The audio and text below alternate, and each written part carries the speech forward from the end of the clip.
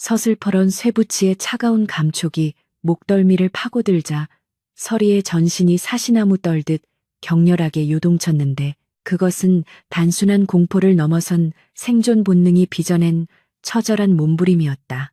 칠흑 같은 어둠이 내려앉은 규방 안, 미미하게 흔들리는 촛불 그림자가 벽면에 기괴한 형상을 만들어내고 있었고 그 앞에는 주인 아기씨인 연화가 귀신처럼 산발을 한 채 은장도를 서리의 목에 겨누고 있었다.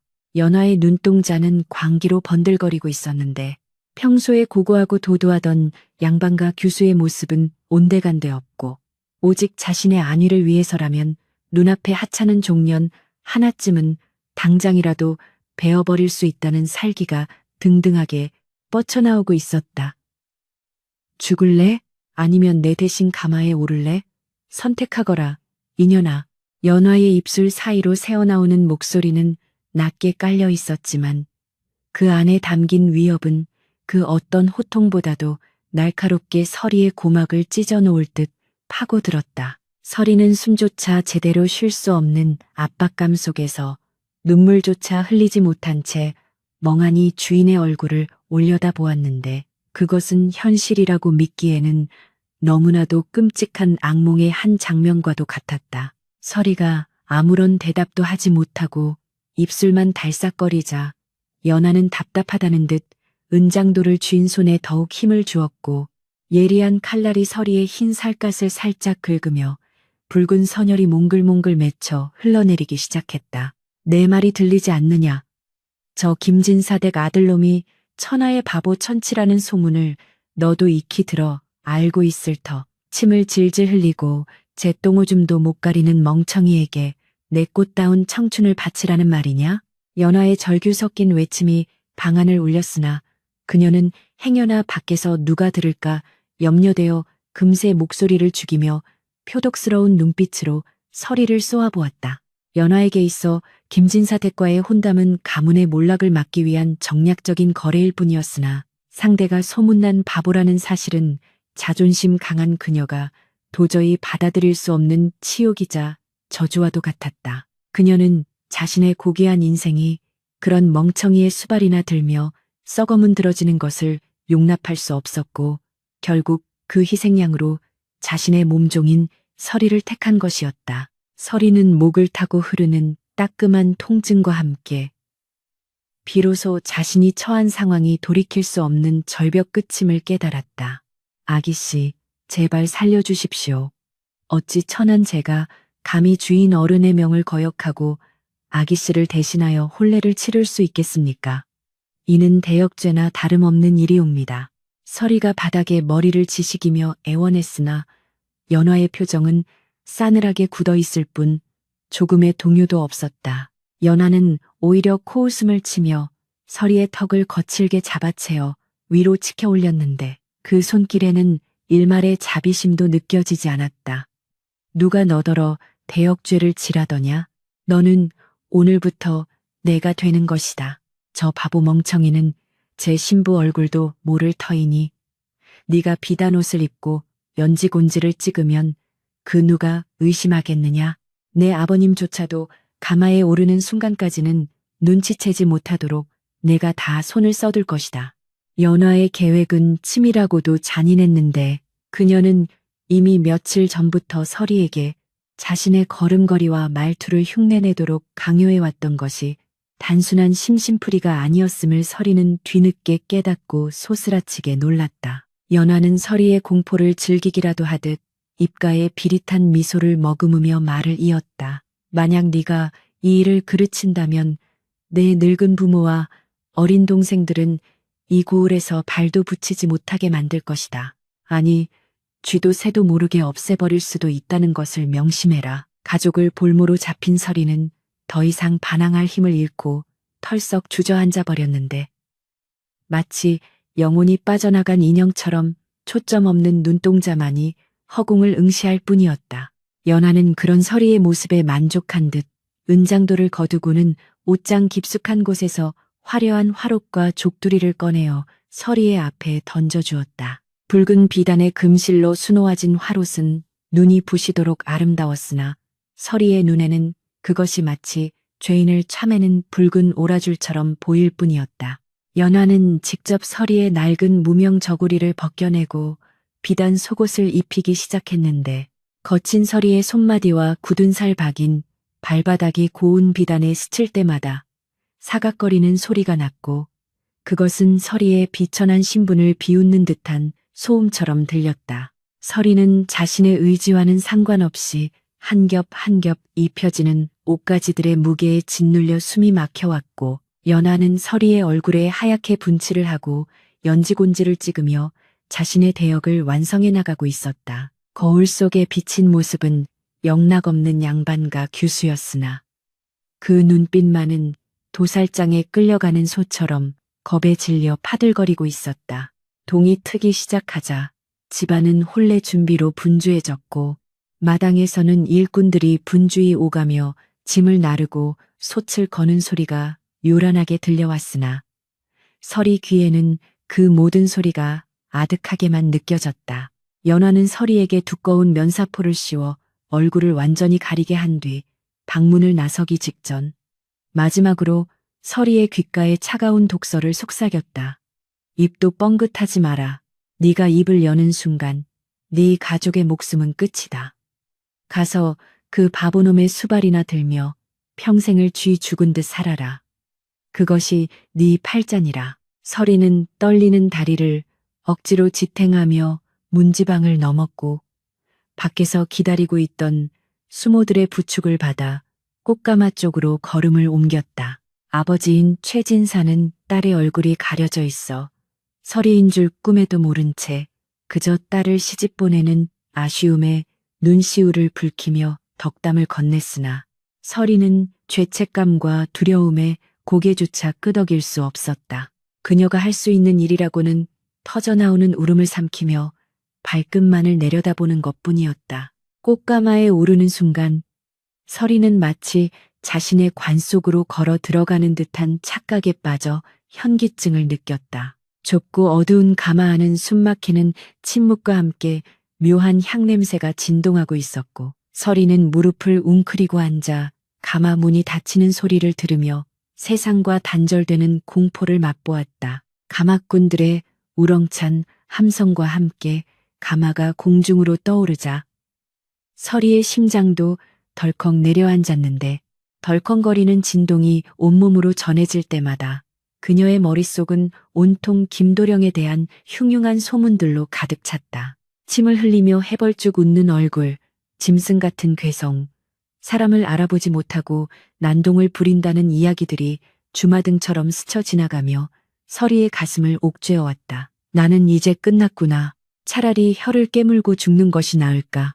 서리는 소매 속에 감춰둔 작은 은장도를 만지작거렸으나 고향에 두고 온 늙은 부모님의 얼굴이 떠올라 차마 모진 결심을 할 수 없었다. 가마는 산 넘고 물 건너 김진사댁으로 향하는 긴 여정을 시작했고 서리는 흔들리는 가마 안에서 하염없이 눈물을 흘리며 자신의 기구한 운명을 한탄했다. 얼마나 시간이 흘렀을까. 가마꾼들의 거친 숨소리와 함께 가마가 멈춰섰고 밖에서 시끌벅적한 소리가 들려오기 시작했다. 신부 입장이여 하는 외침과 함께 가마문이 열리자 눈부신 햇살이 쏟아져 들어와 서리의 눈을 찔렀다. 수모들의 손에 이끌려 가마 밖으로 나온 서리는 발을 헛디딜 뻔하며 비틀거렸으나 누군가 재빠르게 다가와 그녀의 팔을 잡아주지 않았다면 그대로 바닥에 곤두박질 쳤을 것이었다. 겨우 중심을 잡고 고개를 살짝 들어 앞을 보니 청색 관복을 입고 사모관대를 쓴 신랑의 모습이 희미하게 보였는데 그는 소문대로 덩치가 산만하고 어깨가 구부정한 모습이었다. 주변에서는 구경꾼들이 웅성거리며 저 신랑 좀 보게, 침 흘리는 것 좀 봐. 저리 고운 신부가 아깝네, 아까워 하며 혀를 차는 소리가 들려왔다. 서리는 수치심과 절망감에 얼굴이 화끈거려 고개를 들 수 없었으나 억지로 대례청으로 끌려가 절을 하고 술잔을 나누는 혼례 의식을 치러야만 했다. 혼례가 진행되는 동안 서리는 신랑인 김도령의 얼굴을 제대로 쳐다볼 용기조차 나지 않아 시선을 떨구고 있었는데 곁눈질로 보이는 그의 손은 유난히 크고 투박했으며 쉴 새 없이 꼼지락거리고 있었다. 그가 술잔을 받을 때마다 손을 부들부들 떨며 술을 쏟는 바람에 관복이 축축하게 젖어 들어갔고 그때마다 하객들 사이에서는 킥킥거리는 비웃음 소리가 터져 나왔다. 서리는 그 비웃음이 마치 자신을 향한 조롱처럼 느껴져 견딜 수 없는 모멸감을 느꼈다. 이런 사람과 평생을 살아야 하다니 하늘도 무심하시지. 서리는 마음속으로 피눈물을 흘리며 억지로 의식을 맞췄고 이윽고 밤이 되어 신방으로 들게 되었다. 신방 안에는 원앙 금침이 깔려 있었고 화려한 병풍이 둘러쳐져 있었으나 그 화려함이 오히려 서리의 처지를 더욱 비참하게 만들 뿐이었다. 밖에서는 짓궂은 동네 청년들이 창호지 문을 뚫고 훔쳐보려 하며 낄낄거리는 소리가 들려왔지만 서리는 마치 돌부처가 된 듯 꼼짝 않고 앉아 오직 신랑이 들어오기만을 기다리고 있었다. 문 밖에 소란이 잦아들고 발자국 소리가 멀어지자 드디어 방문이 열리고 김도령이 들어오는 기척이 느껴졌다. 둔탁한 발걸음 소리가 가까워질수록 서리의 심장은 터질 듯이 요동쳤고 공포로 인해 온몸에 털이 곤두서는 듯했다. 그는 방 한가운데서 잠시 머뭇거리더니 털썩 주저앉아 족두리와 화롯을 입은 서리를 빤히 쳐다보고 있는 것 같았다. 서리는 숨소리조차 내지 못하고 고개를 숙인 채 그의 처분만을 기다리고 있었는데 갑자기 그가 불쑥 서리의 앞으로 다가와 넙죽 엎드려 절을 하는 것이 아닌가. 섹시, 예쁘다, 헤헤, 어느라고 쇳소리가 섞인 목소리였으나 그 말투에는 묘한 순진함이 묻어 있었다. 서리가 놀라 고개를 들자 눈앞에는 헝클어진 머리에 침자국이 번들거리는 입가 그리고 초점 없이 풀린 눈동자를 한 김도령이 바보처럼 웃고 있었다. 소문은 거짓이 아니었다. 그는 정말로 3살 배기 어린아이보다 못한 지능을 가진 천치였던 것이다. 서리는 눈앞이 캄캄해지며 당장이라도 이 방을 뛰쳐나가고 싶은 충동에 사로잡혔다. 하지만 김도령은 서리의 공포를 아는지 모르는지 고사리 같은 손을 뻗어 서리의 연지 찍은 볼을 만지려 들었다. 서리가 기겁하며 몸을 뒤로 빼자 그는 깜짝 놀란 듯 손을 거두고는 입을 삐죽거리며 울상을 지었다. 색시, 나 싫어? 으앙, 색시가 나 싫어해. 그가 갑자기 어린애처럼 발을 동동 구르며 울음을 터뜨리자 서리는 당황하여 어쩔 줄을 몰랐다. 밖에서 누가 들을까. 겁이 난 서리는 황급히 그의 입을 틀어막으려 손을 뻗었으나 그 순간 김도령의 눈빛이 찰나의 순간 번뜩이며 달라지는 것을 본 것 같은 착각이 들었다. 아주 짧은 순간이었지만 그의 눈동자 깊은 곳에서 서늘하고도 예리한 빛이 스쳐 지나간 것 같았다. 하지만 서리가 다시 눈을 비비고 보았을 때 그는 여전히 콧물을 훌쩍이며 칭얼거리는 바보 신랑일 뿐이었다. 서리는 자신의 눈을 의심하며 긴 한숨을 내쉬었고 달래듯 그의 어깨를 토닥거렸다. 서방님, 우지 마셔요. 제가 잘못했습니다. 서리의 부드러운 목소리에 김도령은 금세 울음을 그치고 다시 헤헤거리며 웃었다. 그날 밤 서리는 족두리도 벗지 못한 채 구석에 웅크리고 앉아 밤을 지새웠다. 김도령은 이불을 걷어차고 대자로 누워 코를 골며 잠이 들었고 서리는 잠든 그의 얼굴을 바라보며 하염없이 눈물을 쏟아냈다. 창호지 문 밖으로 희미하게 달빛이 스며들어 방 안을 비추자 서리는 자신의 처지가 기가 막혀 가슴을 치고 싶었으나 소리조차 낼 수 없었다. 내일 아침이 밝으면 시부모님께 문안 인사를 드려야 할 것이고 그때가 되면 자신이 가짜 신부라는 사실이 들통날지도 모른다는 불안감이 엄습해왔다. 하지만 이미 엎질러진 물이었다. 서리는 이를 악물고 결심했다. 살아야 한다. 어떻게든 살아서 부모님을 지키고 자신을 사지로 몰아넣은 여느 아기씨에게 보란듯이 살아남아 보이겠다고. 서리는 잠든 김도령의 이불을 조심스럽게 덮어주며 떨리는 손으로 그의 땀에 젖은 이마를 닦아주었다. 그런데 그때 잠결에 뒤척이던 김도령이 서리의 손을 덥석 잡더니 잠꼬대처럼 중얼거렸다. 미안하다. 서리는 자신의 귀를 의심했다.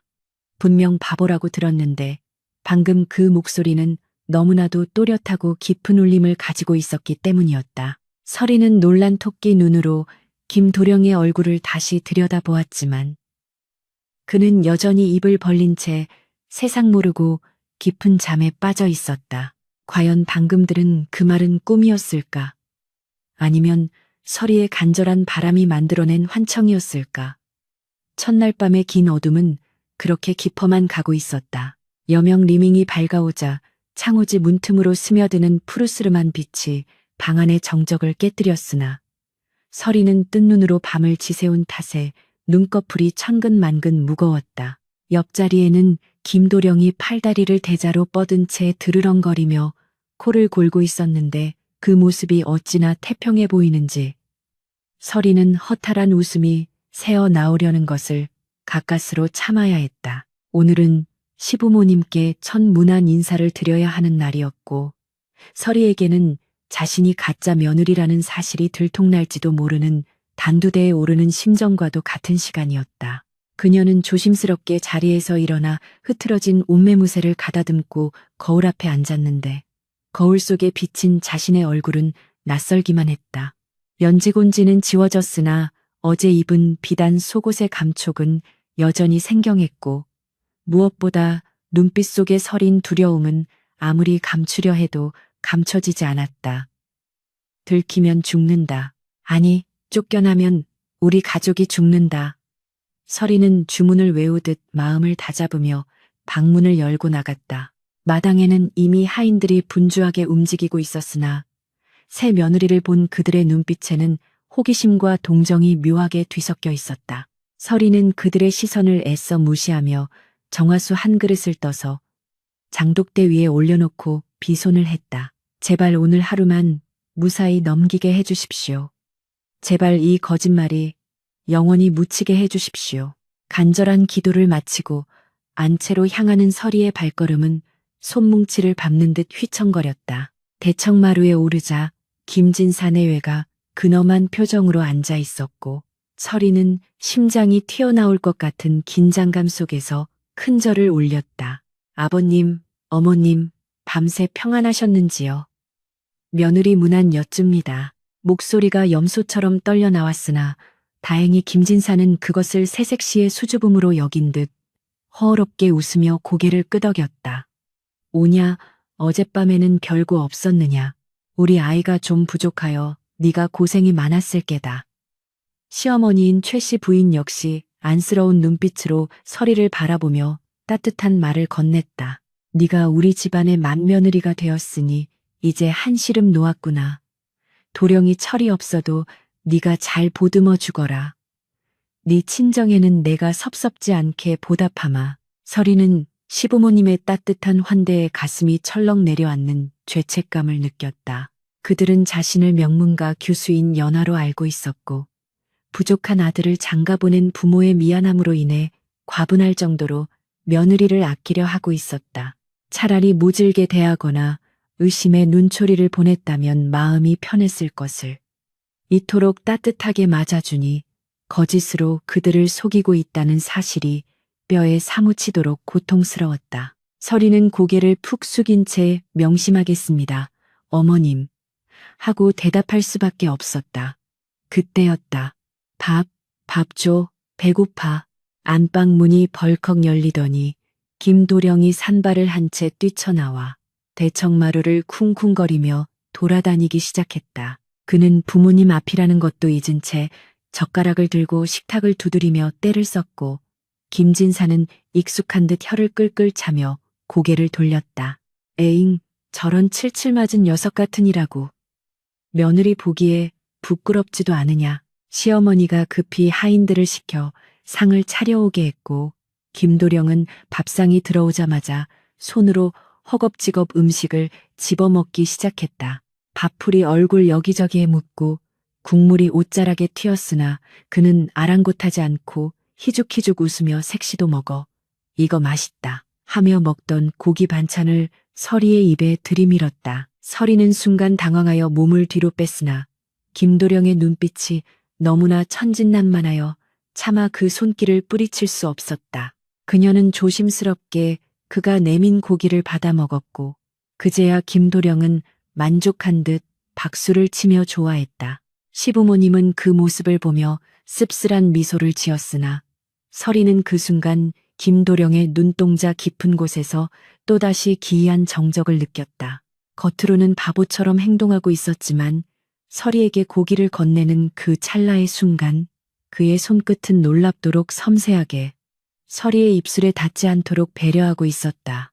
마치 더러운 것이 묻을까 염려하는 듯한 그 세심함은 바보의 것이라기엔 너무나도 정교했다. 하지만 그 생각은 찰나에 불과했고 김도령은 다시금 밥그릇을 엎으며 난동을 부리기 시작했다. 설이는 서둘러 행주를 가져와 바닥을 닦으며 이것이 앞으로 자신이 감당해야 할 평생의 업보임을 뼈저리게 실감했다. 그러나 이상하게도 화려한 규방에서 연화의 눈치를 보며 살던 때보다 지금 이 난장판 속에서 묘한 안정감을 느끼는 것은 왜일까? 적어도 이곳에는 자신을 해치려는 사례는 없었다. 한편 같은 시각 이웃 고을의 만석군 최부자 댁에서는 정반대의 상황이 벌어지고 있었다. 연화는 화려한 비단 이불 위에 앉아 있었지만 그녀의 표정은 마치 초상집 상주처럼 어둡게 일그러져 있었다. 어젯밤 그녀가 그토록 고대하던 첫날 밤은 지옥과도 같았다. 소문으로만 듣던 호탕하고 잘생긴 신랑 최판석은 온데간데 없고 술에 쩔어 붉은 얼굴로 비틀거리며 들어온 남자는 짐승이나 다름없었다. 그는 들어오자마자 족두리를 쓴 연화의 얼굴을 확인도 하지 않고 거칠게 옷고름을 뜯어내려 했고 연화가 놀라 반항하자 가차없이 뺨을 후려쳤던 것이다. 어디서 감히 서방질이야? 네가 양반집 딸년이면 다야? 돈으로 사온 물건 주제에. 그의 입에서 쏟아져 나온 말들은 비수처럼 연화의 자존심을 난도질했다. 그는 밤새도록 술주정을 부리며 집안의 기물을 때려 부수었고 연화는 구석에 처박혀 공포에 떨며 날이 밝기만을 기다려야 했다. 날이 밝자마자 최판석은 코를 골며 잠에 빠져들었고 연화는 퉁퉁 부은 뺨을 감싸 쥐고 밖으로 나왔다. 집안은 으리으리한 기와집에 하인들이 수십 명이나 되었지만 그 누구도 연화에게 따뜻한 눈길을 주지 않았다. 하인들은 끼리 수군거리며 새 아씨도 오래 못 가겠구먼. 저 성질머리를 누가 받아주겠어 하며 비아냥거렸다. 연화는 치밀어 오르는 분노와 수치심에 치를 떨었다. 내가 이런 꼴을 당하려고 설이 년을 사지로 몰아넣었단 말인가? 저 바보 김도령에게 시집간 설이는 지금쯤 나보다 더 끔찍한 꼴을 당하고 있어야 해. 그래야 내 선택이 옳았다는 것이 증명되는 거야. 연하는 자신의 불행을 인정하는 대신 설이의 불행을 상상하며 위안을 삼으려 했다. 그녀는 자신이 버린 그 자리가 똥구덩이이길 간절히 바랐으나 현실은 그녀 자신이 화려한 불지옥에 제 발로 걸어 들어온 꼴이었다. 연화는 입술을 피가 나도록 깨물며 다짐했다. 이대로 무너질 수는 없다. 어떻게든 이 집안의 안주인이 되어 떵떵거리며 살리라. 그리고 언젠가 설이 그 천한년을 찾아가 내 발 아래 꿇어앉히고 비참한 꼴을 확인하리라. 시간은 유수와 같이 흘러 어느덧 계절이 바뀌고 마당의 감나무의 붉은 감이 주렁주렁 매달리는 가을이 되었다. 설이의 시집살이는 고단했지만 예상했던 것만큼 끔찍하지는 않았다. 김도령, 아니 이제는 서방님이라 부르는 그는 여전히 온 동네를 휘젓고 다니며 아이들과 딱지치기를 하거나 흙장난을 했지만 결코 설이에게 해를 끼치지는 않았다. 오히려 그는 설이가 빨래터에 갈 때면 쫄래쫄래 따라와 무거운 빨래 바구니를 뺏어 들고는 낑낑거리며 날라주곤 했다. 동네 안악들은 그런 김도령을 보며 아이고 저 바보가 색시 하나는 끔찍하게 아끼네 하며 혀를 찼지만 그 말 속에는 비웃음보다는 묘한 부러움이 섞여 있었다. 설이는 냇가에 앉아 방망이질을 하며 힐끔힐끔 서방님을 쳐다보았다. 그는 냇가에서 돌멩이를 던지며 놀고 있었는데 그가 던지는 돌멩이들은 놀랍게도 물수제비를 5번, 6번씩 만들어내며 수면을 가르고 있었다. 그저 운이 좋아서 그런 것일까? 아니면 서리의 의구심은 날이 갈수록 깊어져만 갔다. 그러던 어느 날 사건이 터지고 말았다. 장날을 맞아 서리가 김도령을 데리고 장터에 나갔을 때였다. 사람들도 북적거리는 시장통에서 김도령은 신기한 구경거리에 정신이 팔려 여기저기 기웃거리고 있었는데 그러다 그만 험상궂게 생긴 왈패 한 명과 부딪히고 말았다. 왈패는 들고 있던 술병이 깨지자 불같이 화를 내며 김도령의 멱살을 잡았다. 이 눈먼 병신놈이 내 귀한 술을 다 쏟았잖아. 물어내. 당장 물어내란 말이야. 왈패가 주먹을 휘두르려 하자 서리는 기겁을 하며 달려가 앞을 막아섰다. 죄송합니다, 나리. 제 서방님이 좀 모자라서 그럽니다. 한 번만 용서해 주십시오. 서리가 싹싹 빌었지만 왈패는 이미 술기운에 눈이 뒤집혀 있었다. 뭐야? 이년은 또 계집년이 어디서 나서. 왈패가 서리의 머리채를 잡고 거칠게 밀치자 서리는 바닥에 나뒹굴며 손바닥이 찢어지는 상처를 입었다. 그 순간 멍하니 서 있던 김도령의 표정이 순식간에 일그러졌다. 그는 짐승 같은 괴성을 지르며 왈패에게 달려들었는데 겉보기에는 무작정 팔을 휘두르는 막무가내 몸짓 같았다. 우리 색시 괴롭히지 마. 나쁜 놈, 저리 가. 김도령은 왈패의 허리를 끌어안고 뒹굴었는데 기이하게도 덩치가 산만한 왈패가 김도령의 힘에 밀려 중심을 잃고 시궁창에 처박히고 말았다. 사람들은 바보의 힘이 장사라며 낄낄거렸지만 바닥에 쓰러져 상황을 지켜보던 서리의 눈에는 믿기 힘든 장면이 포착되었다. 김도령이 왈패의 발을 걸어 넘어뜨리는 순간 그의 발놀림은 무작정 휘두르는 것이 아니라 정확하게 상대의 무게중심을 무너뜨리는 무인의 기술과 흡사했던 것이다. 게다가 왈패가 휘두르는 주먹을 피하며 짐짓 넘어지는 척하는 동작은 너무나도 자연스러워서 고수가 아니라면 눈치챌 수 없을 정도였다. 시궁창에 빠진 왈패가 허우적거리는 사이 김도령은 잽싸게 서리에게 달려와 그녀의 찢어진 손바닥을 부여잡고 닭똥 같은 눈물을 흘렸다. 색시, 아파, 호, 내가 미안해. 내가 잘못했어. 서리는 흑투성이가 된 채 울고 있는 김도령을 멍하니 바라보았다. 그의 눈물은 진심이었으나 방금 전 왈패를 제압하던 그 서늘한 기운은 온데간데 없었다. 주변 사람들이 모여들어 웅성거리는 사이 서리는 김도령의 손을 잡고 서둘러 자리를 떴다. 집으로 돌아오는 길 노을이 붉게 물든 논두렁길을 걸으며 김도령은 여전히 훌쩍거리고 있었다. 서리는 멈춰 서서 소매로 그의 얼굴을 닦아주었다. 서방님, 뚝 그치세요. 전 괜찮습니다. 그러자 김도령은 울음을 뚝 그치고 서리를 빤히 쳐다보더니 주머니 속에서 무언가를 꺼내 서리의 손에 쥐어주었다. 그것은 시장통에서 샀는지 아니면 어디서 주었는지 모를 조잡한 꽃신 한 켤레였다. 이거 색시거야. 예쁜 색시발. 아프지 마. 흑투성이가 된 꽃신을 내미는 그의 손은 투박하고 더러웠지만 그 마음만은 세상 그 어떤 보석보다 빛나고 있었다. 서리는 울컥 치밀어 오르는 감동에 눈시울이 붉어졌다. 연화 아기씨가 비단 옷을 입고 호의호식할지 몰라도 자신은 이 바보 신랑에게서 세상에서 가장 따뜻한 사랑을 받고 있다는 생각이 들었다. 그날 밤 서리는 잠든 김도령의 곁에 앉아 그의 손을 가만히 잡았다. 굳은 살이 박인 투박한 손. 하지만 오늘 낮 그 위기 상황에서 자신을 구하기 위해 보여주었던 그 놀라운 힘과 민첩함은 결코 우연이 아니었다. 서리는 확신했다. 이 남자는 바보가 아니다. 아니, 바보여야만 하는 사정이 있는 것이다. 세상 사람들의 손가락질과 조롱을 감내하면서까지 철저하게 자신을 숨겨야 하는 이유가 무엇일까? 서리는 문득 시아버님 김진사가 과거에 조정에서 쫓겨나 낙향했다는 이야기를 떠올렸다. 혹시 영모나 당쟁에 휘말려 멸문지화를 피하기 위해 아들을 바보로 위장시킨 것은 아닐까. 꼬리에 꼬리를 무는 생각들 속에서 서리는 두려움보다는 묘한 사명감을 느꼈다. 만약 내 추측이 맞다면 나는 이 사람을 지켜야 한다.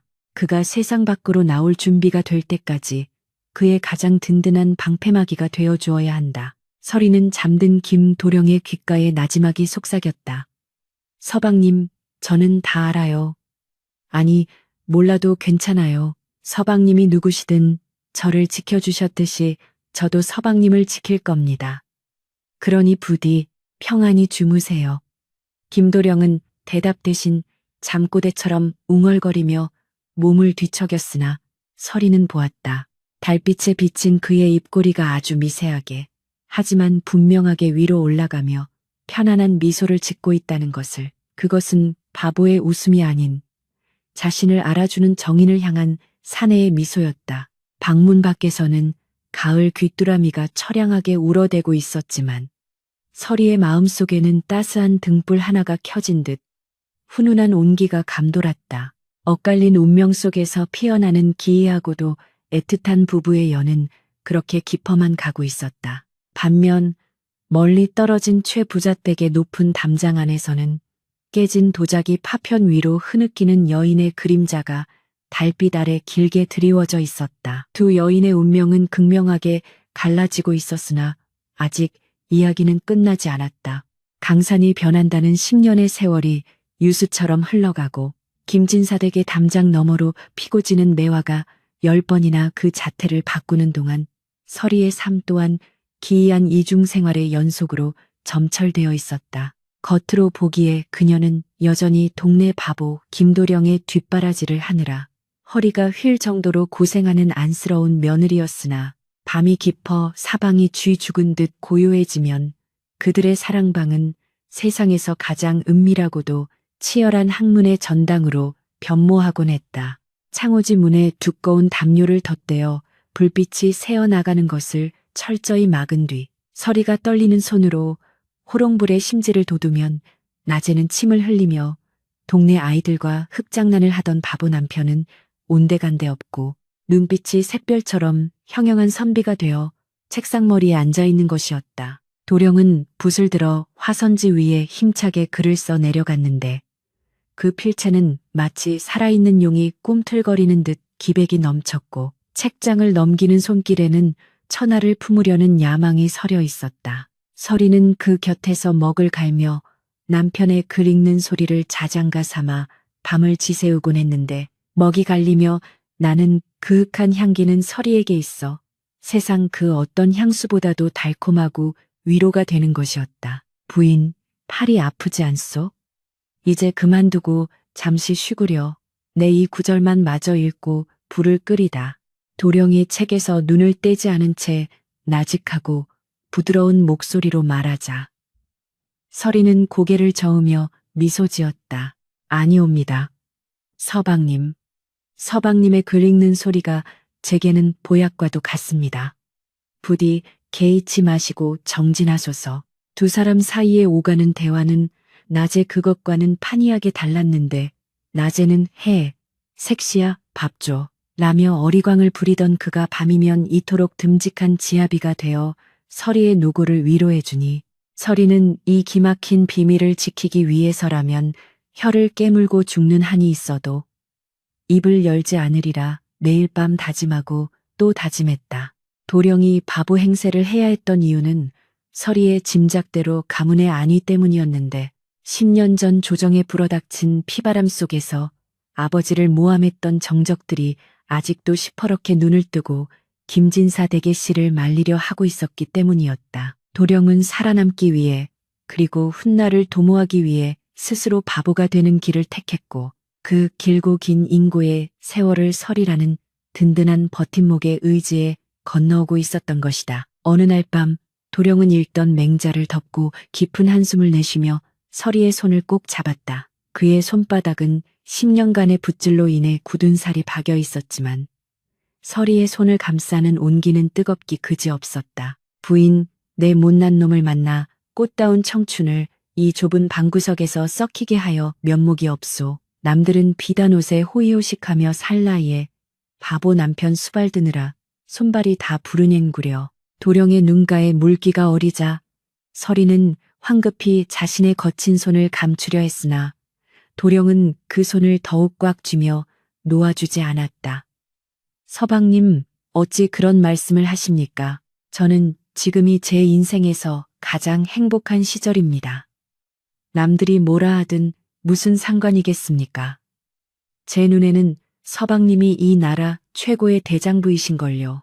서리의 진심 어린 고백에 도령은 말없이 서리를 품에 안았고 두 사람은 서로의 심장 소리를 들으며 10년의 세월이 결코 헛되지 않았음을 확인했다. 그들의 사랑은 화려한 거칠애가 아닌 고난과 비밀을 함께 나누며 쌓아 올린 견고한 성체와도 같았다. 반면 이웃 마을의 최판석 댁은 10년 전과는 비교도 할 수 없을 만큼 몰락하여 흉가처럼 변해 있었다.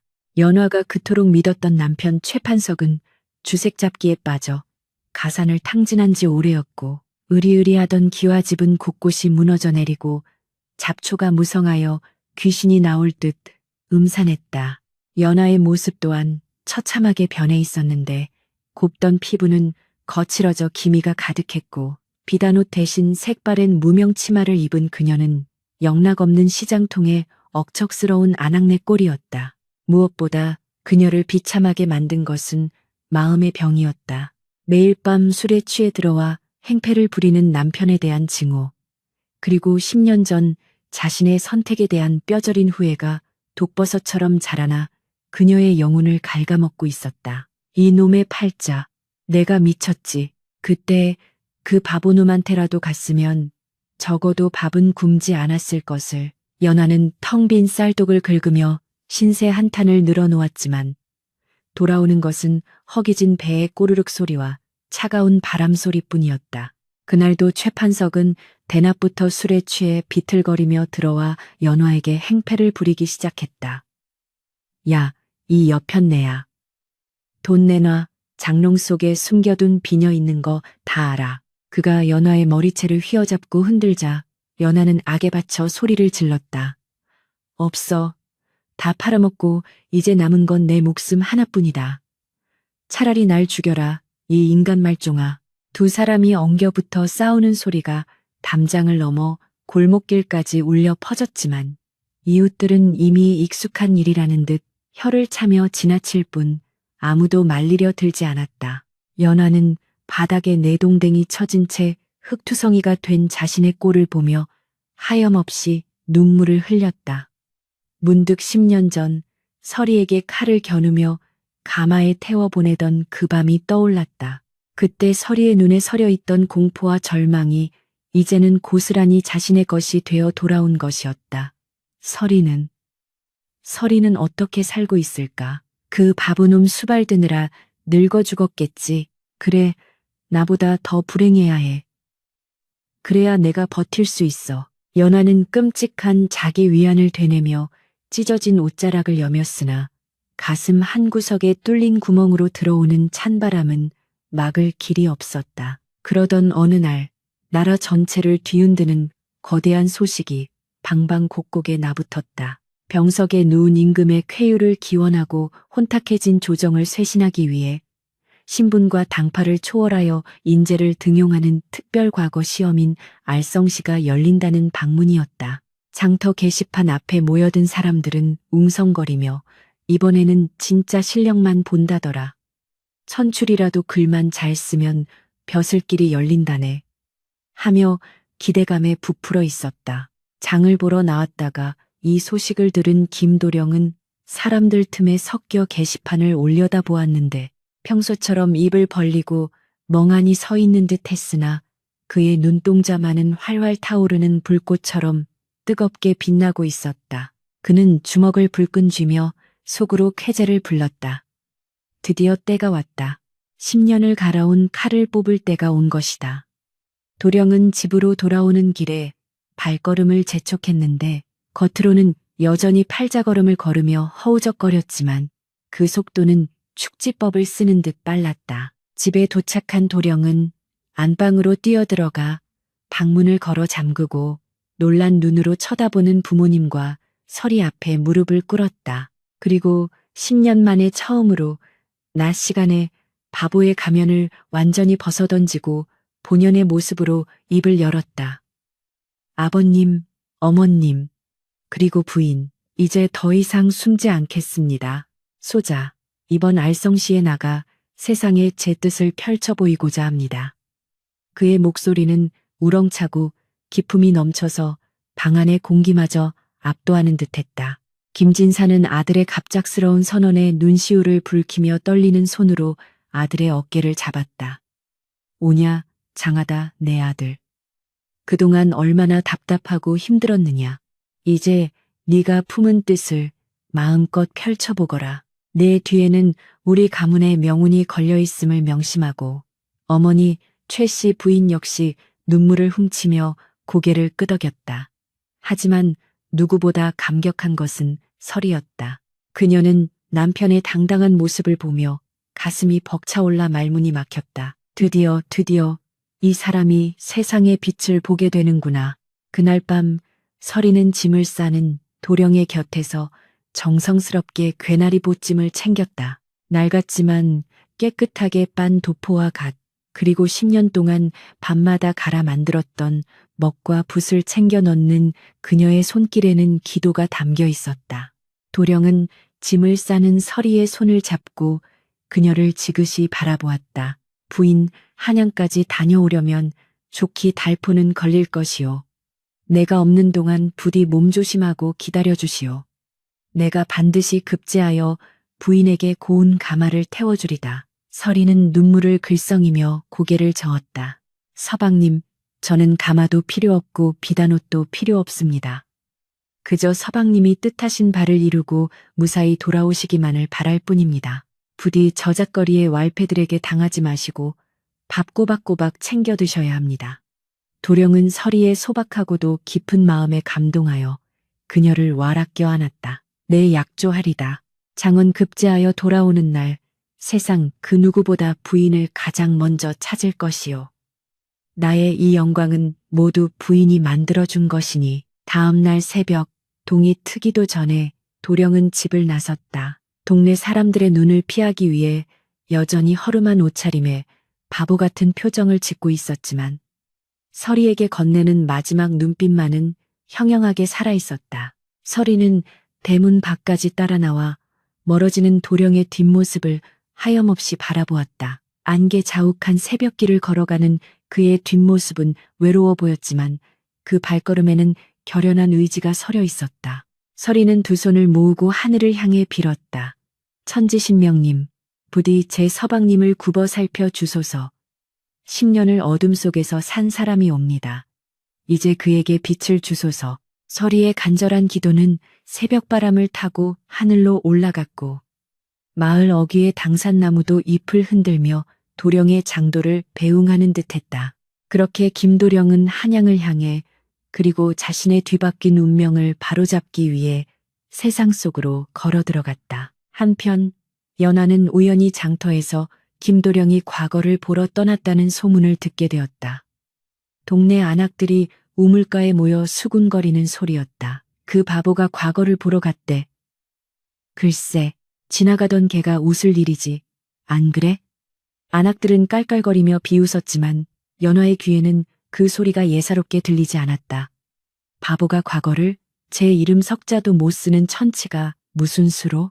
연화는 코웃음을 쳤지만 왠지 모를 불안감이 가슴 한구석을 스치고 지나갔다. 정말 만약에 그가 바보가 아니라면, 아니, 그럴 리 없다. 내가 직접 봤잖아. 침 흘리고 똥오줌 못 가리는 걸 내 눈으로 똑똑히 봤는데. 연하는 애써 불안한 마음을 지우려 고개를 저었지만 10년 전 설이가 가마에 오르기 직전 보였던 그 체념 섞인, 아니 어쩌면 기묘하게 차분했던 눈빛이 자꾸만 떠올라 괴로웠다. 혹시 설이는 알고 있었던 것일까? 그가 바보가 아니라는 사실을. 연화의 의심은 꼬리에 꼬리를 물고 이어졌고 그것은 질투와 시기심이라는 독이 되어 그녀의 속을 까맣게 태우기 시작했다. 도령이 떠난 후 서리의 하루는 기도와 기다림으로 채워졌다. 그녀는 매일 새벽 정화수를 떠놓고 비손을 했고 밤이면 도령이 앉았던 빈 책상에 앉아 그가 남기고 간 책들을 어루만지며 그리움을 달랬다. 도령이 없는 빈 방은 너무나도 넓고 쓸쓸했지만 서리는 그 공간을 도령의 채취와 추억으로 채우며 견뎌냈다.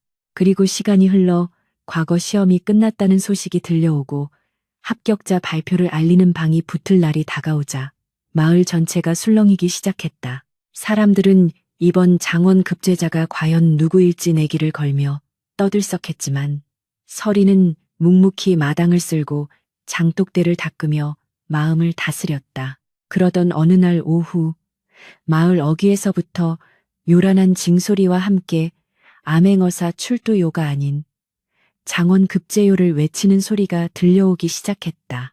멀리서 들려오는 풍악 소리에 서리의 심장은 터질 듯이 뛰기 시작했고 빗자루를 든 손은 사시나무 떨듯 떨려왔다.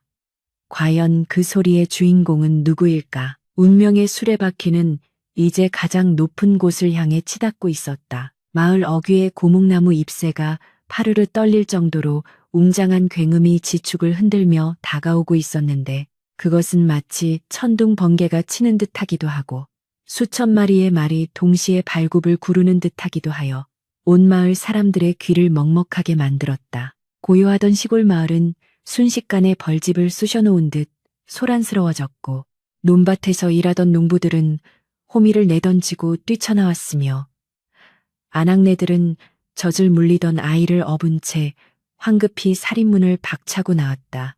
멀리서 피어오르는 흙먼지가 구름처럼 하늘을 뒤덮고 있었고 그 사이로 울려 퍼지는 태평소와 징소리는 사람들의 심장을 쿵쾅거리게 만들 만큼 격렬하고도 흥겨운 가락을 뽐내고 있었다. 이게 무슨 변고인가? 아니, 변고가 아니라 경사로다. 저 깃발들을 보게나.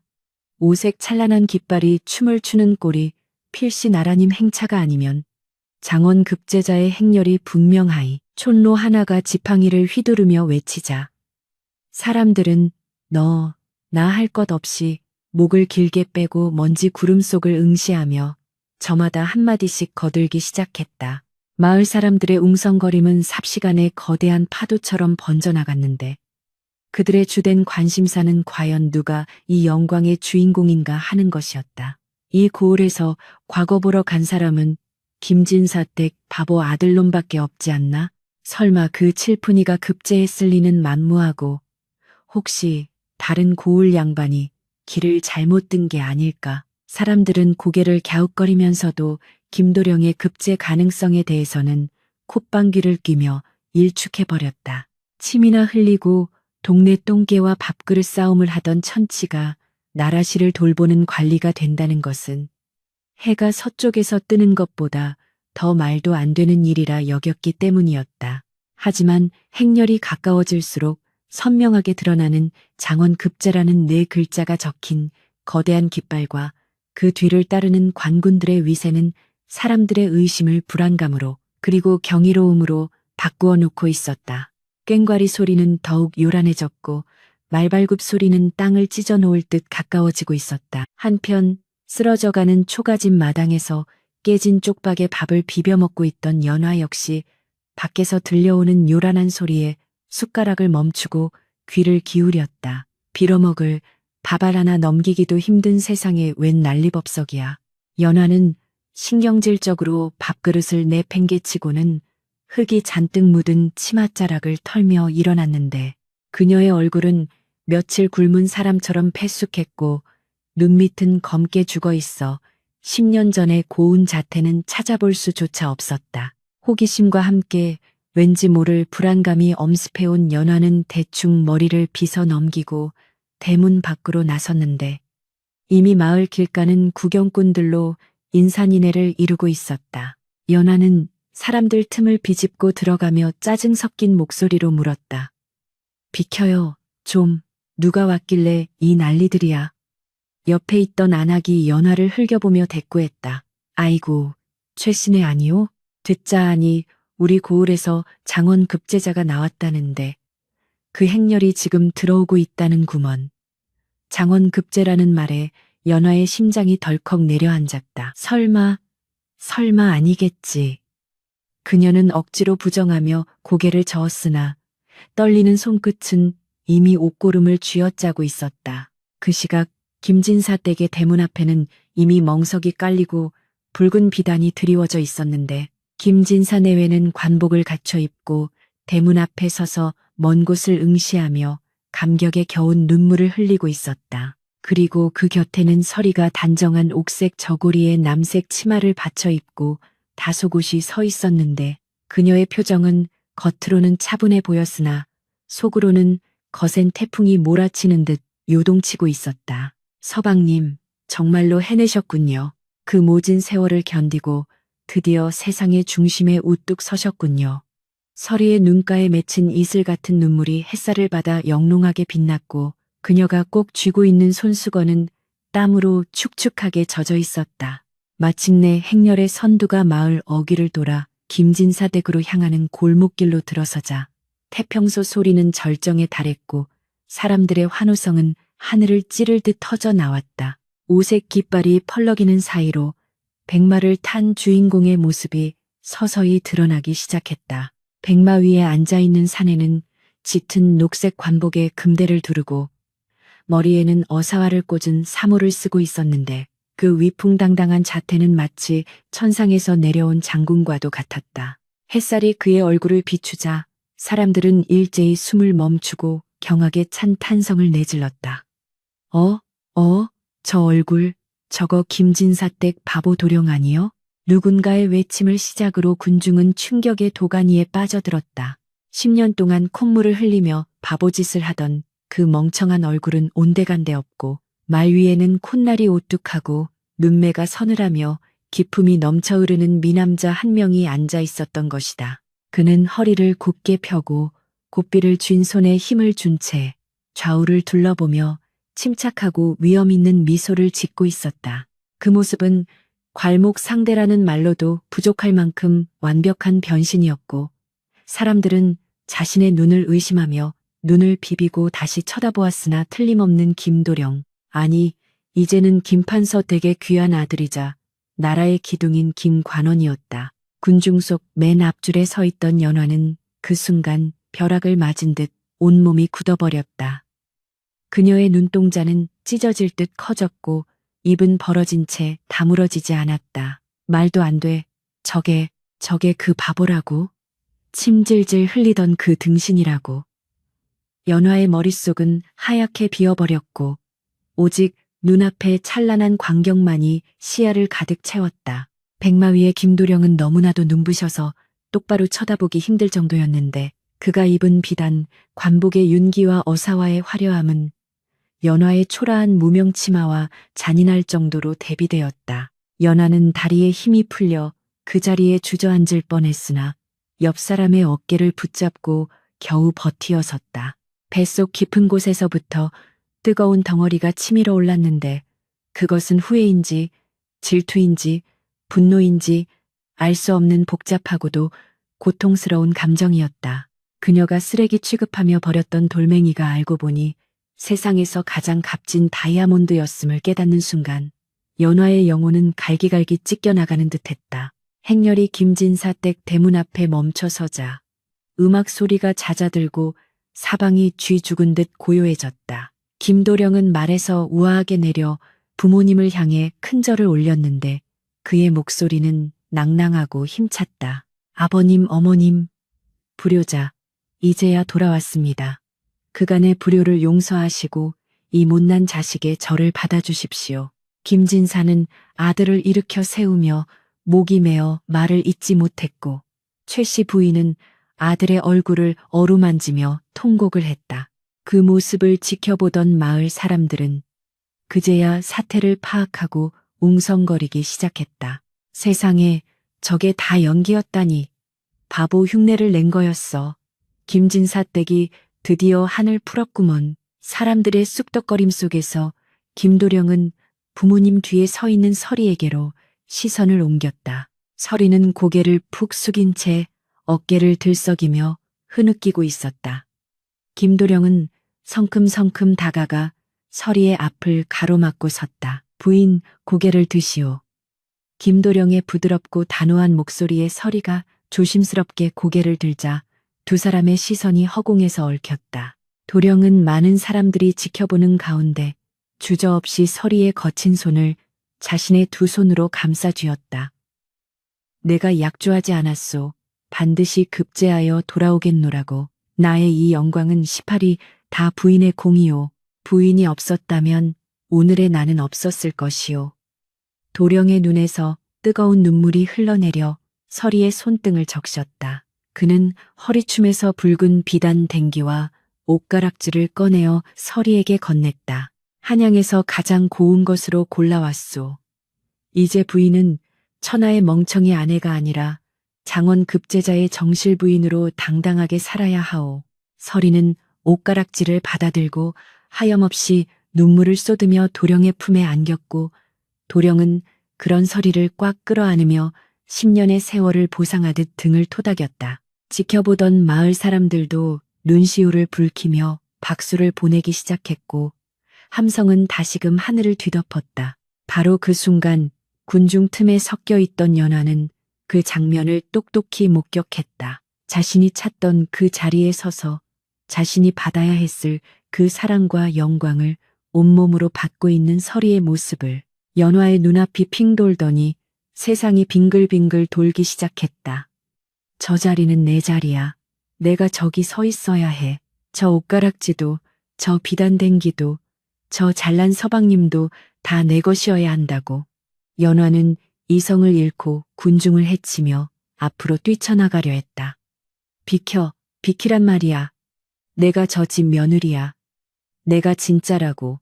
그녀는 악을 쓰며 발버둥 쳤지만 빽빽하게 들어선 사람들의 벽에 가로막혀 한 발짝도 나아갈 수 없었다. 오히려 그녀의 초라한 행색과 광기 어린 눈빛을 본 사람들이 이 여편네가 미쳤나? 최신에 망하더니 정신이 나갔구먼 하며 그녀를 밀쳐내고 손가락질을 해댔다. 바닥에 내동댕이 쳐진 연화는 흙바닥을 긁으며 짐승처럼 울부짖었다. 그녀의 손톱 밑에 시커먼 흙이 끼고 무릎이 까져 피가 났지만 육체의 고통은 마음의 고통에 비할 바가 아니었다. 김도령은 소란스러운 쪽으로 잠시 시선을 돌렸다가 바닥에 쓰러져 있는 여인이 연화임을 한눈에 알아보았다. 10년 전 자신을 경멸하며 쳐다보던 그 오만한 눈빛은 사라지고 오직 비참함과 탐욕만이 남은 여인의 모습. 도령의 눈빛이 잠시 차갑게 식었다가 이내 연민인지 경멸인지 모를 복잡한 감정으로 바뀌었다. 그는 서리의 어깨를 감싸 안으며 나직하게 말했다. 부인, 들어갑시다. 밖에 바람이 찹니다. 도령은 연화를 외면하고 서리와 함께 대문 안으로 발걸음을 옮겼다. 닫히는 대문 사이로 화려한 잔치마당과 흙바닥에 처박힌 연화의 모습이 극명하게 대비되며 잔인한 운명의 장난을 보여주고 있었다. 연화는 닫히는 문을 향해 손을 뻗으며 절규했다. 안 돼. 가지마. 날 두고 가지마. 내가 잘못했어. 내가 잘못했다고. 하지만 굳게 닫힌 대문은 다시는 열리지 않았고 대문 안에서 흘러나오는 풍악 소리만이 그녀의 비명을 덮어버릴 뿐이었다. 그날 밤 김진사 댁에서는 성대한 잔치가 벌어져 마을 사람들 모두가 배불리 먹고 마셨으나 단 한 사람 연화만이 그 축제에 초대받지 못한 채 어둠 속을 헤매야 했다. 그녀는 비틀거리는 걸음으로 자신의 흉가 같은 집으로 돌아왔고 술에 취해 잠든 남편 최판석의 옆에 털썩 주저앉았다. 달빛이 비친 방 안은 퀴퀴한 곰팡이 냄새와 술 냄새로 진동하고 있었고 거울 속에 비친 자신의 얼굴은 늙고 추한 마귀 할멈 같았다. 연화는 거울을 깨뜨려 버리고 싶은 충동을 억누르며 자신의 가슴을 주먹으로 내리쳤다. 아, 하늘이시여, 어찌하여 제게 이런 가혹한 벌을 내리시나이까. 사람을 겉모습만 보고 판단한 죄가 이토록 크단 말입니까? 그녀의 통곡 소리는 밤새도록 이어졌으나 들어주는 이는 아무도 없었다. 반면 김진사 댁의 안방에서는 도령과 서리가 마주 앉아 서로의 얼굴을 바라보며 10년 만에 처음으로 근심, 걱정 없는 평온한 밤을 맞이하고 있었다. 도령이 촛불을 끄자 방 안은 따스한 어둠으로 채워졌고 두 사람의 그림자는 하나가 되어 벽에 어른거렸다. 과거의 선택이 낳은 결과는 이토록 냉혹하고도 분명했다. 한순간의 어리석은 판단으로 눈앞에 보석을 걷어차고 시궁창을 선택한 연하와 죽음의 공포 속에서도 운명을 받아들이고 진심으로 그 운명을 개척해 나간 서리. 두 여인의 엇갈린 희비는 장원급제라는 거대한 사건을 통해 만천하에 드러났고 이제 남은 것은 각자가 감당해야 할 몫뿐이었다. 밤바람이 대나무 숲을 스치며 서걱거리는 소리를 내었고 마을은 축제의 여운 속에 깊은 잠에 빠져들었다. 그러나 내일 아침이 밝아오면 또다시 새로운 현실이 그들을 기다리고 있을 것이었다. 그것이 행복이든 불행이든 피할 수 없는 삶의 무게로서 말이다. 잔치가 끝난 다음 날 아침 김판서 댁의 마당에는 간밤의 흥취가 채 가시지 않은 듯 술 냄새와 음식 냄새가 희미하게 감돌고 있었으나 대문 밖에는 서리빨 같은 냉기가 흐르고 있었다. 동이 트기도 전부터 대문 앞을 지키고 서 있는 여인이 있었으니 그녀는 바로 연화였다. 밤새 한숨도 자지 못한 듯 떼탄 눈과 산발한 머리 그리고 이슬에 젖어 축축하게 늘어진 치맛자락은 그녀를 마치 지옥에서 기어 올라온 원기처럼 보이게 만들었다. 연화는 대문이 열리기만을 기다리며 입술을 잘근잘근 씹고 있었는데 그녀의 머릿속에는 오직 하나, 잘못 끼워진 단추를 다시 채워야 한다는 집착만이 가득 차 있었다. 그녀는 자신이 양반가의 혈통이라는 점, 그리고 엄격한 신분제 사회에서 종이 주인을 능멸하고 안방을 차지하는 것은 국법으로도 용서받지 못할 대역죄라는 점을 굳게 믿고 있었다. 그래, 법대로 하자. 이 나라 법도가 어디 종년이 양반 행세를 하는 것을 용납하더냐? 내가 가서 사실을 고하면 저 바보, 아니 김관원도 어쩔 수 없이 나를 받아들여야 할 것이다. 연화의 생각은 망상에 가까웠으나 절벽 끝에 몰린 그녀에게는 그것만이 유일한 동아줄이었다. 마침내 육중한 대문이 끼익 소리를 내며 열리고 하인들이 마당을 쓸러 나왔다가 연화를 보고 기겁을 하며 물러섰다. 아니, 이 여편네가 아직도 안 가고 여기서 뭐 하는 거야? 하인들이 빗자루를 휘두르며 쫓아내려 하자 연화는 표독스럽게 눈을 치켜뜨며 고함을 질렀다. 비켜라, 이 상놈의 자식들아. 나는 이 댁의 진짜 안주인 되실 분이다. 당장 김관원 나리께 가서 연화 아기씨가 왔다고 여쭈어라. 그녀의 기세가 워낙 등등하고 살기가 서려 있어 하인들은 주춤거리며 서로의 눈치만 살폈다. 그때 사랑채 쪽에서 헛기침 소리와 함께 중후한 목소리가 들려왔다. 소란스럽구나. 무슨 일이냐? 김도령, 아니 김장원이 뒷짐을 지고 천천히 걸어 나오고 있었다. 그 뒤에는 비단 옷을 곱게 차려입은 서리가 불안한 표정으로 따르고 있었다. 연화는 김장원의 모습을 보자마자 와락 달려들려 했으나 하인들이 가로막는 바람에 무릎을 꿇고 통곡을 터뜨렸다. 서방님, 접니다. 제가 진짜 연화입니다. 저 뒤에 서 있는 년은 제 몸종 설이라는 천한 계집입니다. 10년 전 전연이 저를 속이고 가마에 타는 바람에 운명이 뒤바뀐 것입니다. 연화의 절규는 아침 공기를 가르고 쩌렁쩌렁 울려 퍼졌으나 김장원의 표정은 미동도 하지 않았다. 그는 차가운 눈빛으로 연화를 내려다보며 조용히 입을 열었다.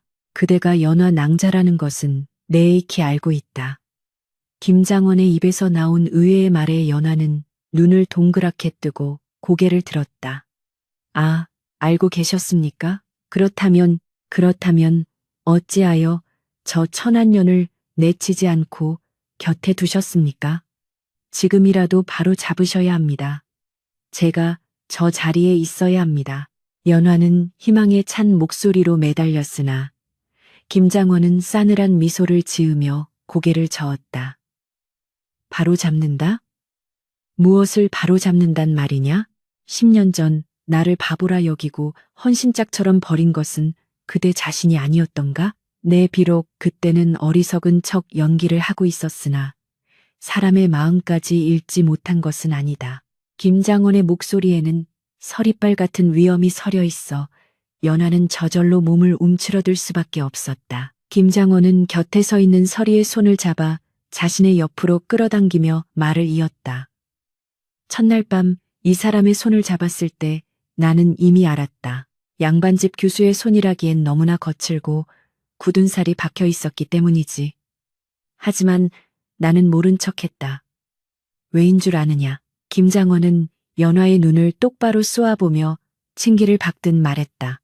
비록 손은 거칠지언정 나를 바라보는 그 눈빛에는 진심 어린 걱정과 연민이 담겨 있었기 때문이다. 그대는 나를 바보라 하여 멸시하고 종을 시켜 대리 혼례를 치르게 했으나 이 사람은 나를 지아비로 섬기며 10년간 나의 눈과 귀가 되어 주었다.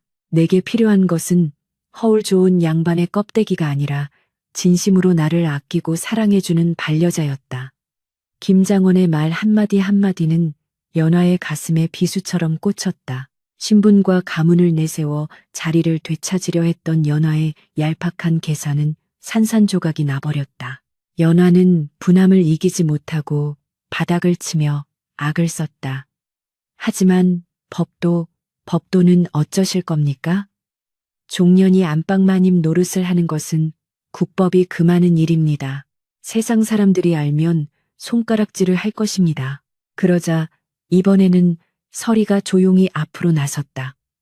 10년 전 연화의 칼날 앞에서 벌벌 떨던 유약한 노비의 모습은 온데간데 없었다. 그녀는 기품 있고 단아한 목소리로 연화를 불렀다. 아기씨, 아니 최씨 부인. 서리의 입에서 나온 최씨 부인이라는 호칭의 연화는 치욕스러움에 몸을 떨었다. 누가 네 아기씨냐? 어디서 감히? 연화가 소리쳤으나 서리는 흔들림 없이 말을 이었다. 지난 10년간 저는 서방님을 모시며 글을 배우고 세상의 이치를 깨우쳤습니다. 귀한 것은 핏줄에 있는 것이 아니라 사람의 품격에 있다는 것을요. 부인께서 저를 가마에 태워 보내실 때 저는 죽으러 가는 심정이었습니다. 허나 그것이 제게는 천운이 되었고 부인께는 씻을 수 없는 업보가 되었습니다. 누구를 탓하시겠습니까? 그 모든 선택은 부인께서 직접 하신 것입니다. 서리의 말은 점잖았으나 그 내용은 뼈를 깎는 듯 아팠다. 서리는 연화를 미워하거나 조롱하지 않았다. 오히려 그녀의 눈에는 깊은 연민이 담겨 있었는데 그것이 연화를 더욱 비참하게 만들었다. 차라리 욕을 하고 머리채를 잡았다면 대등하게 싸울 수라도 있었을 텐데 저토록 높은 곳에서 자신을 불쌍하게 내려다보는 서리의 모습은 연화의 자존심을 갈기갈기 찢어놓았다. 김장원은 하인들에게 손짓하며 명령했다. 이제 볼일은 끝났다. 이 여인을 밖으로 내보내라. 그리고 다시는 내 집 얼씬도 못하게 하라. 하인들이 양쪽에서 연화의 팔을 붙잡고 끌어내기 시작했다. 연화는 발버둥치며 절규했다. 이럴 수는 없어. 내가 진짜야. 내가 양반이야. 이거 놔. 이거 놓으란 말이야. 처절한 비명소리가 마당을 울렸으나 대문은 가차없이 닫혔고 연화는 흙바닥에 내동댕이 쳐졌다. 굳게 닫힌 대문 앞에는 입춘대길이라 쓰인 춘천만이 바람에 팔랑거리고 있었다. 집으로 돌아가는 길. 연화는 몇 번이고 넘어지고 구르며 넋나간 사람처럼 걸었다. 마을 사람들은 쑥덕거렸고 아이들은 돌을 던지며 망한 집 마누라다. 바보 놓친 멍청이다 하고 놀려댔다. 집에 도착하니 남편 최판석은 술이 덜 깬 채 마루에 누워 있었고 쌀독은 텅 비어 쥐새끼 한 마리 얼씬하지 않았다. 연화는 부엌 구석에 쭈그리고 앉아 멍하니 부직갱이를 바라보았다. 10년 전 자신의 손으로 서리를 가마에 밀어넣던 그 순간이 주마등처럼 스쳐 지나갔다. 그때의 오만함, 그때의 경솔함이 화살이 되어 자신의 심장을 뚫고 있었다. 내가 내 발로 복을 걷어찼구나. 굴러들어 온 복덩이를 내 손으로 차버리고 제 발로 불구덩이에 뛰어들었구나. 연하는 가슴을 쥐어뜯으며 통곡했지만 흘러간 세월은 되돌릴 수 없었고 엎질러진 물은 다시 담을 수 없었다. 그녀는 평생을 가난과 가정폭력, 그리고 무엇보다 내가 저 자리에 있을 수도 있었다는 지독한 후회 속에서 살아가야 하는 형벌을 받게 된 것이다. 이는 감옥에 갇히는 것보다 더 잔혹하고 끝없는 고통이었다. 반면 한양으로 올라가 벼슬길에 오른 김장원과 서리의 삶은 날이 갈수록 번창하였다. 김장원은 청렴하고 강직한 성품으로 임금의 신임을 받아 승승장구하였고 훗날 정승의 반열에까지 오르게 되었다. 서리는 정경부인의 칭호를 받았으나 결코 거만해지는 법 없이 항상 겸손하고 검소하게 생활하여 장안의 칭송이 자자하였다. 그녀는 가난한 백성들을 위해 구휼미를 풀고 억울한 일을 당한 노비들을 뒤에서 몰래 도와주는 등 덕행을 쌓는데 게을리하지 않았다. 사람들은 서리의 출신에 대해 수군거리기도 했으나 그녀의 고매한 인품과 덕망 앞에서는 그 어떤 험담도 힘을 잃고 사그라들었다. 김장원은 늙어서 관직에서 물러난 뒤 서리와 함께 낙향하여 작은 서당을 열고 아이들을 가르치며 여생을 보냈다. 어느 화창한 봄날 백발이 성성한 김장원과 서리는 마루에 나란히 앉아 마당에 핀 목련꽃을 바라보고 있었다. 바람결에 꽃잎이 눈처럼 흩날리자 서리는 찻잔을 내려놓으며 조용히 미소 지었다. 대감, 기억나십니까?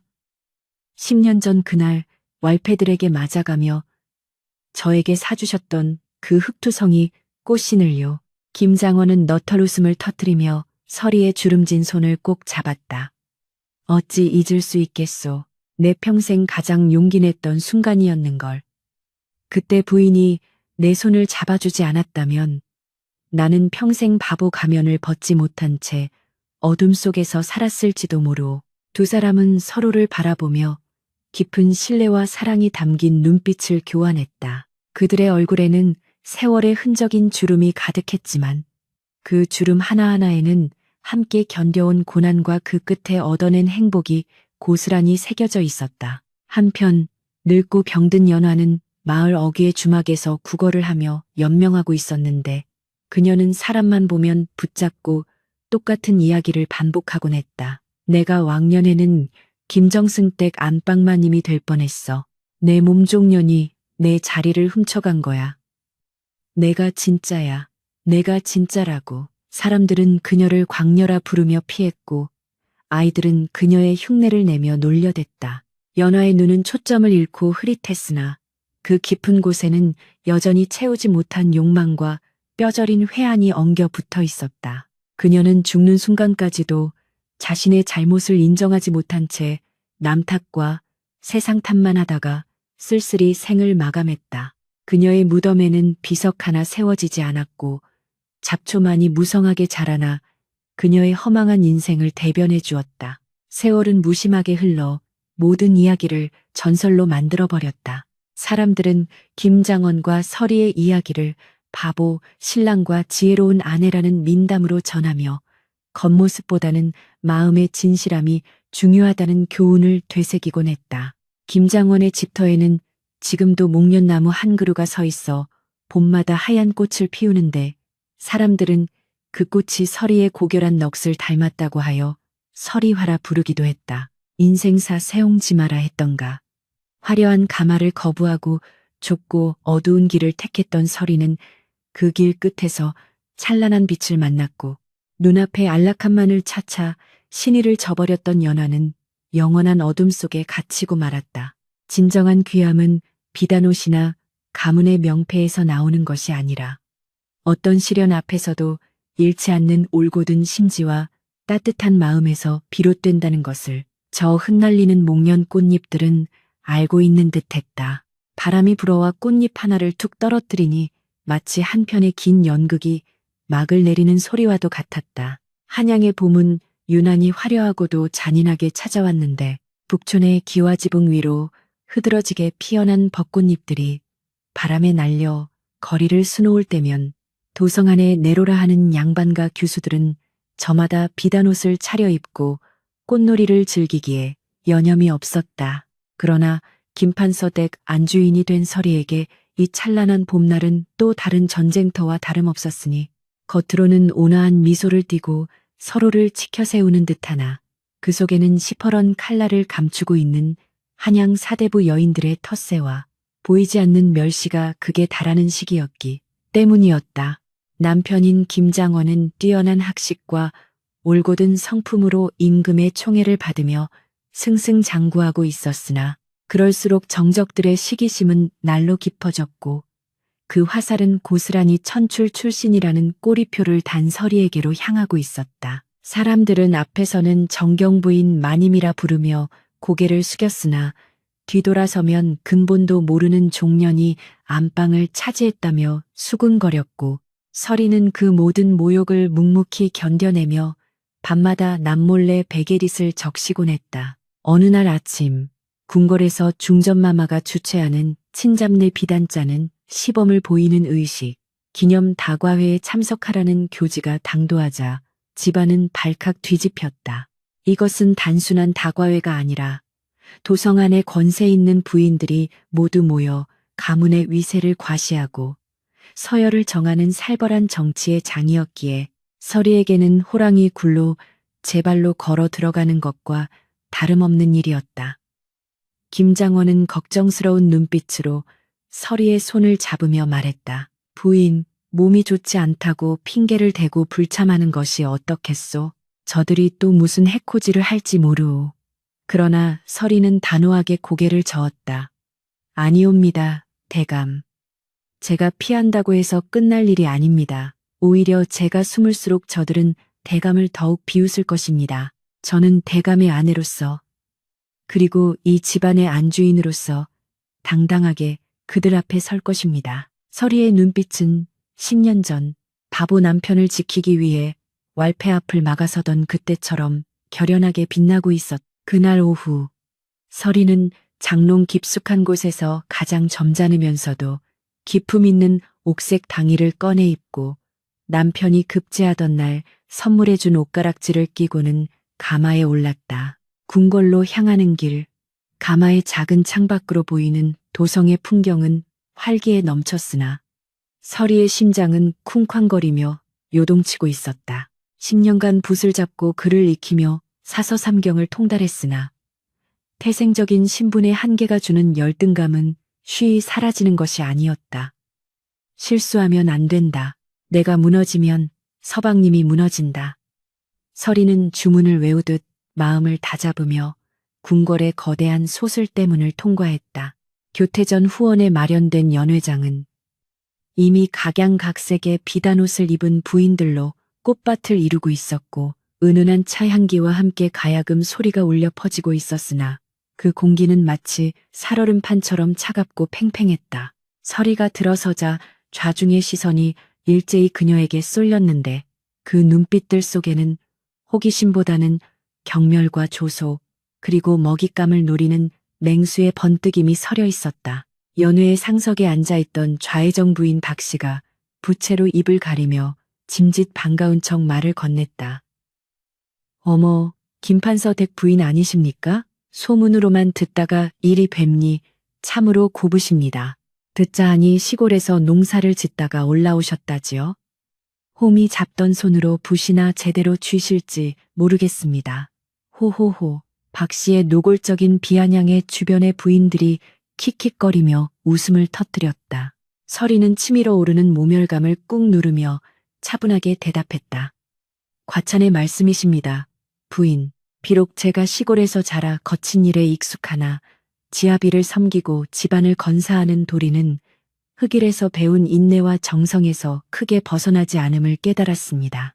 붓 또한 마음으로 잡는 것이지 손의 고움으로 잡는 것은 아니지 않습니까? 서리의 당당하고 조리 있는 답변에 박씨의 얼굴이 일순간 불그락푸르락해졌고 좌중에는 묘한 정적이 흘렀다. 감히 천출 주제에 반박을 할 줄은 몰랐다는 듯한 분위기였다. 그때 중전마마가 온화한 미소를 띠며 등장하자 모두 자리에서 일어나 예를 갖추었다. 중전은 자리에 앉아 부인들을 둘러보며 말했다. 오늘날이 참으로 좋소. 이 좋은 봄날에 그대들과 함께하니 내 마음도 꽃처럼 피어나는구려. 허나 단순히 차만 마시기에는 심심하니 우리 각자 봄을 주제로 한수를 지어 풍류를 즐겨봄이 어떻겠소. 중전의 제안에 부인들은 저마다 자신 있는 표정을 지으며 먹을 갈기 시작했다. 이는 단순한 놀이가 아니라 자신의 학식과 교양을 뽐낼 절호의 기회였기 때문이었다. 박씨 부인은 회심의 미소를 지으며 서리를 힐끔 쳐다보았다. 글도 제대로 못 배웠을 천한 것이 감히 시를 짓겠어? 오늘이야말로 망신을 톡톡히 주고 말리라. 박씨는 화려한 미사여구를 동원하여 봄꽃의 아름다움을 찬양하는 시를 일필이지로 써내려갔고 다른 부인들도 저마다의 솜씨를 뽐냈다. 드디어 서리의 차례가 되었다. 모든 이의 시선이 서리의 붓끝에 집중되었다. 서리는 잠시 눈을 감고 지난 세월을 떠올렸다. 차가운 윗목에서 남편의 언손을 녹여주던 겨울밤, 왈패들에게 맞아 찢어진 남편의 옷을 기워주던 등불 아래의 시간들, 그리고 무엇보다 멸시와 조롱 속에서도 서로를 믿고 의지하며 피워올린 사랑의 꽃. 서리는 천천히 눈을 뜨고 먹을 듬뿍 찍어 화선지 위에 글을 써 내려가기 시작했다. 그녀의 필체는 화려하지 않았으나 바위처럼 단단하고 대나무처럼 고든 기백이 서려 있었다. 진흙 속에서도 연꽃은 피어나고 가시덤불 속에서도 장미는 향기를 잃지 않네. 봄바람이 부귀한 집 담장만 넘을 쏘냐. 응달진 초가집 처마 밑에도 매화는 붉게 피었나니 겉모습의 화려함을 쫓는 나비보다 긴 겨울 견뎌낸 뿌리의 기품을 나는 사랑하리라. 서리가 시를 낭독하자 연회장에는 찬물을 끼얹은 듯한 침묵이 흘렀다. 그것은 단순히 계절을 노래한 시가 아니라 자신의 삶과 철학을 고스란히 담아낸 한 편의 서사시였기 때문이었다. 화려한 단어 하나 없었으나 그 안에 담긴 울림은 그 어떤 명시보다도 깊고 묵직했다. 중전마마는 한참 동안 시를 응시하다가 천천히 고개를 끄덕이며 입을 열었다. 참으로 아름답고도 아픈 시로다. 부귀영화에 취해 정작 중요한 뿌리를 잊고 사는 우리들에게 큰 가르침을 주는구려.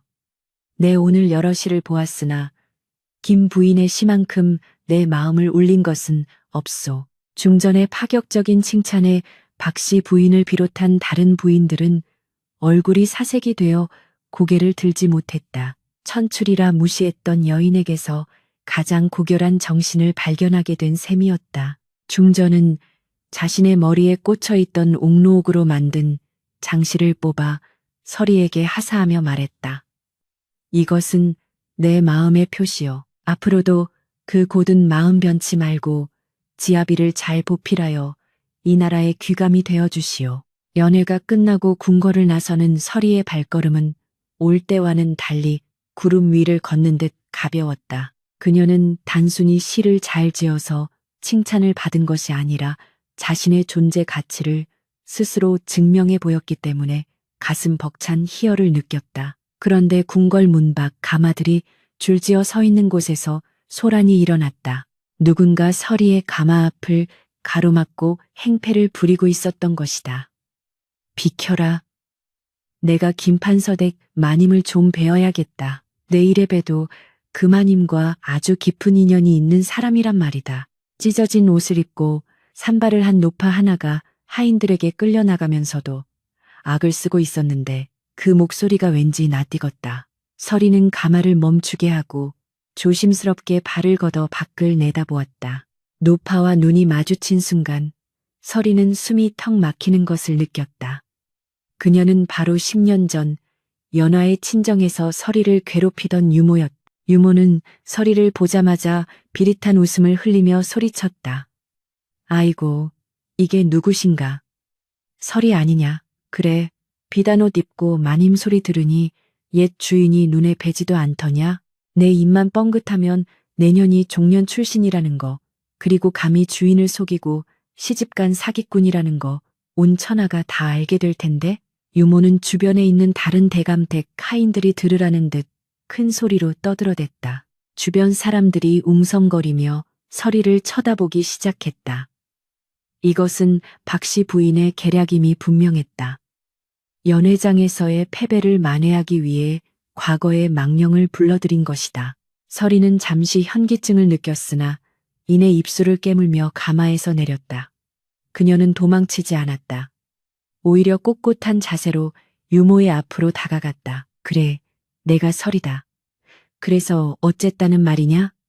서리의 서슬퍼런 일갈에 유모가 흠칫 놀라 뒷걸음질 쳤다. 서리는 주변을 둘러싼 구경꾼들을 향해 또렷한 목소리로 외쳤다. 그래, 나는 본래 천한 종이었다. 10년 전 주인 아기씨의 강요로 바보라 소문난 김도령에게 대신 시집을 갔다. 허나 나는 그 10년 동안 단 한 번도 부끄러운 삶을 살지 않았다. 내 지아비가 바보인 척하며 생명을 위협받을 때 그 곁을 지킨 것도 나였고, 그가 글 공부를 하여 장원 급제할 때 먹을 갈아준 것도 나였다. 내 출신이 천하다 하여 내 지아비의 영광이 빛바래더냐? 아니면 내 지아비의 덕망이 거짓이 되더냐?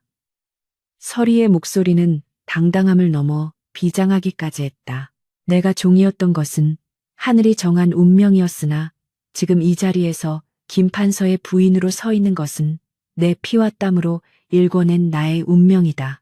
네가 아무리 내 과거를 들추어낸들 내가 내 지아비와 함께 쌓아 올린 10년의 세월은 무너뜨릴 수 없다. 서리의 기백에 눌린 유모는 입을 벙긋거리며 아무 말도 하지 못했다.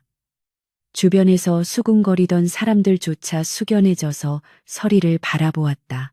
그때 군중을 헤치고 누군가가 성큼성큼 걸어 들어왔다. 바로 김장원이었다.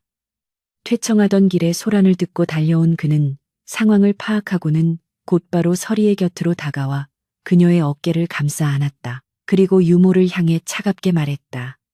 이 여자를 당장 의금부로 넘겨라. 감히 조정의 관원 가족을 협박하고 난동을 부린 죄를 물을 것이다. 하인들이 유모를 포박하여 끌고 가자 김장원은 주변 사람들을 향해 부드럽게 그러나 단호하게 말했다.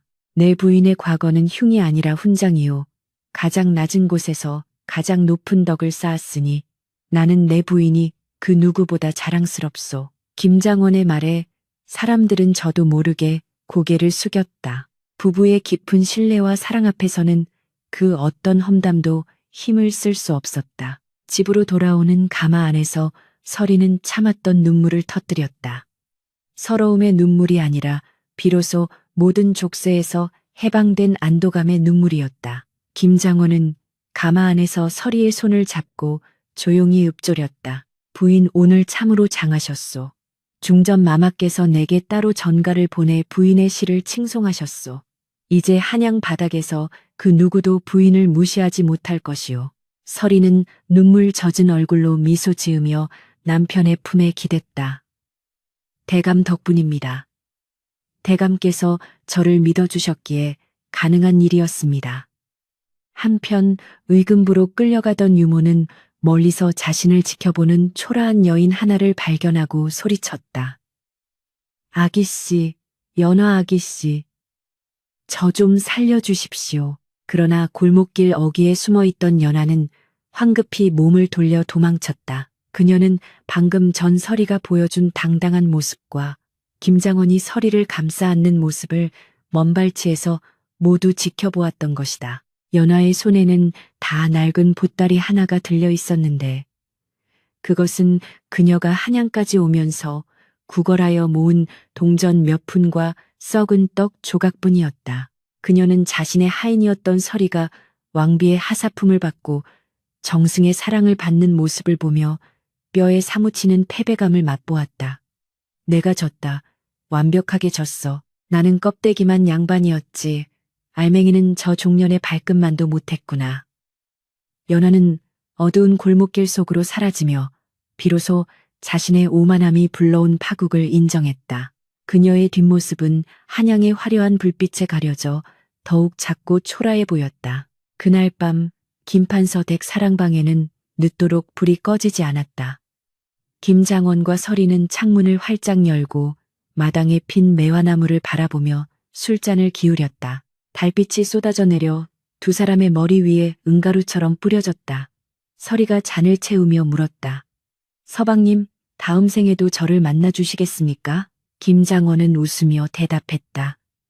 무슨 섭섭한 소리를. 내 다음 생에는 내가 부인의 몸종으로 태어나 부인을 평생 업고 다닐 테니 그때는 부인이 나를 좀 거두어 주시오.